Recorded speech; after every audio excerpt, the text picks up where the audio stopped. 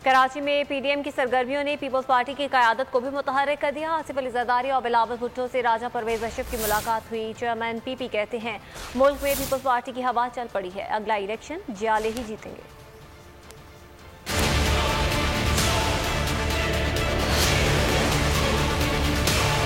कराची में पीडीएम की सरगर्मियां, पीपल्स पार्टी की क़यादत ने भी सर जोड़ लिए। साबिक सदर आसिफ जरदारी और चेयरमैन पीपी बिलावल भुट्टो जरदारी से राजा परवेज अशरफ की मुलाकात में मुल्क की सियासी सूरत हाल पर तबादला ख्याल किया गया।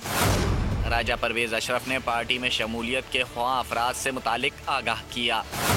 बिलावल भुट्टो ने कहा पीपल्स पार्टी की हवा चल पड़ी है, अगला इलेक्शन जियाले जीतेंगे।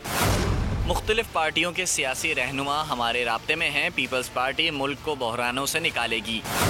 बिलावल भुट्टो ने कहा इमरान खान अवाम के सामने बेनकाब हो चुके हैं। पीपल्स पार्टी अपोजिशन की मजबूत और एक तवाना आवाज़ है। हमने मुल्क के कोने कोने में जाकर पीटीआई हुकूमत को आईना दिखाया है।